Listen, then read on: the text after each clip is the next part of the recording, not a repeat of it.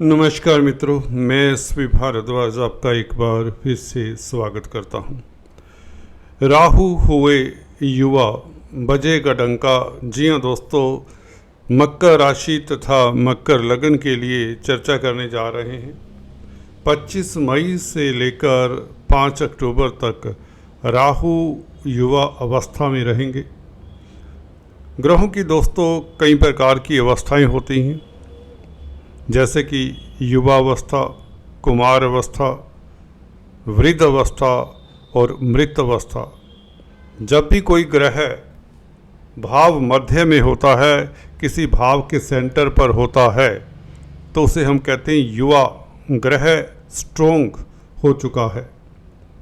राहु या कोई भी ग्रह 12 से 18 डिग्री के दरमियान जब होता है तो उसे हम युवा कहते हैं। और इस तरह का ग्रह पूर्णतः बली होता है अपने भाव के, अपनी राशि के शुभ फल देने में।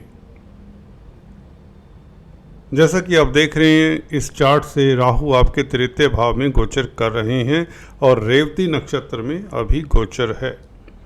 रेवती नक्षत्र के मालिक बुध हुआ करते हैं, जिसके बारे में हमने पिछले वीडियोस में भी चर्चा की थी। उनका लिंक नीचे दिए देता हूं। अगर आप पिछला वीडियो राहु के बारे में जो हमने प्रसारित किया था देखना चाहते हैं तो कृपया देख सकते हैं।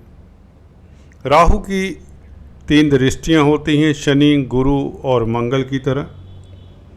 जैसा कि देख रहे हैं, राहु की पंचम दृष्टि सप्तम भाव के ऊपर, सप्तम दृष्टि नवम भाव के ऊपर, नवम दृष्टि एकादश भाव के ऊपर इस अवधि में रहेगी।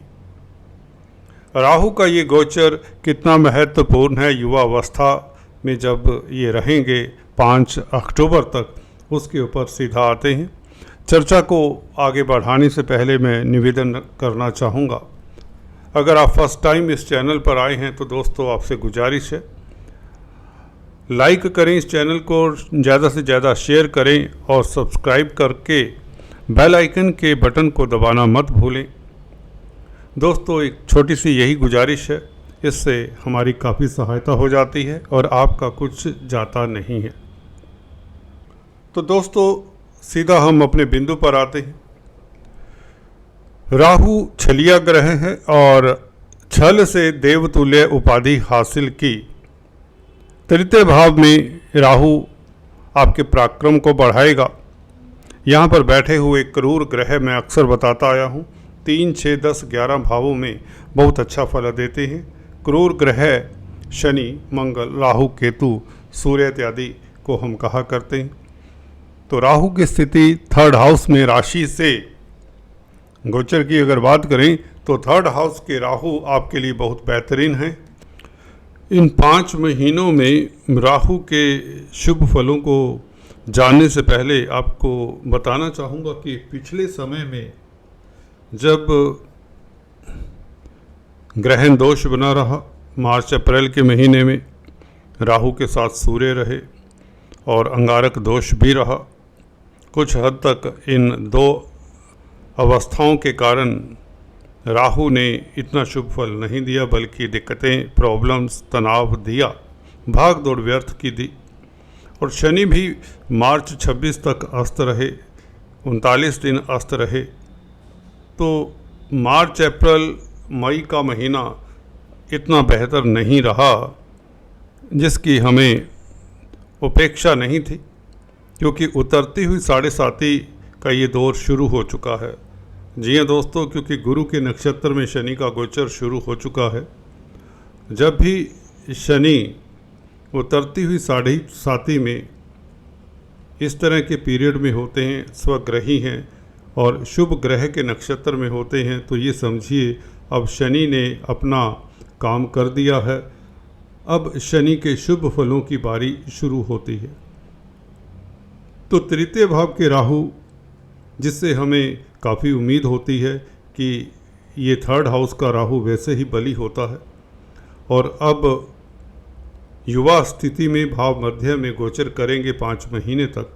तो मुझे लगता है ये गोचर, खासकर गुरु का गोचर अभी चेंज हुआ है। गुरु वृषभ राशि में पंचम भाव में आए हैं।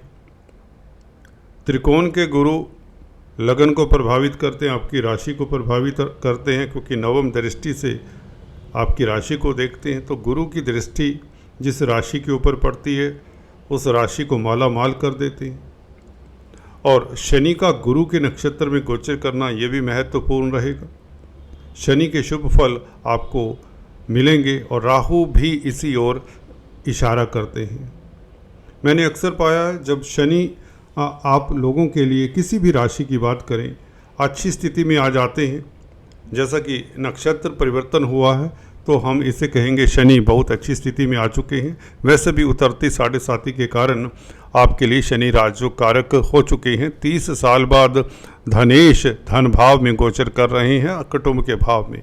तो शनि का शुभ होना, राहु इस अवधि में आपको बहुत बेहतर फल देने जा रहे हैं। वैसे भी बुध के नक्षत्र में, रेवती नक्षत्र में भाग्य आपका प्रबल रहेगा इन 5 महीनों में। दृष्टियों की बात करें तो पंचम दृष्टि सप्तम भाव के ऊपर है, तो इस अवधि में युवा राहु के कारण आपको, क्योंकि बुध के नक्षत्र में है, बुध भी व्यापार के कारक हैं, 7वां भाव भी व्यापार का होता है, तो सप्तम भाव के ऊपर राहु की पंचम दृष्टि व्यापार में वृद्धि करवाती है, रोज़मर्रा की आमदन में वृद्धि होती है, अदालती मसलों में आपकी जीत होती है। राजनीति में अगर आप हैं तो यकीन मानिए इस अवधि में आपका डंका बजेगा। 7वीं दृष्टि नवम भाव के ऊपर विदेशों से आपको लाभ होगा। विदेश यात्रा के, विदेश भ्रमण के योग बनते हैं। अगर वीज़ा इत्यादि की कोई प्रॉब्लम रही है उससे आपको निजात मिलेगी या उसमें ऐसा कहीं सफलता मिल जाएगी। राहु का प्रभाव नवम भाव के ऊपर काफ़ी जातकों के लिए वायु यात्रा के योग बनाते हैं, क्योंकि वायु तत्व के कारक हैं राहु।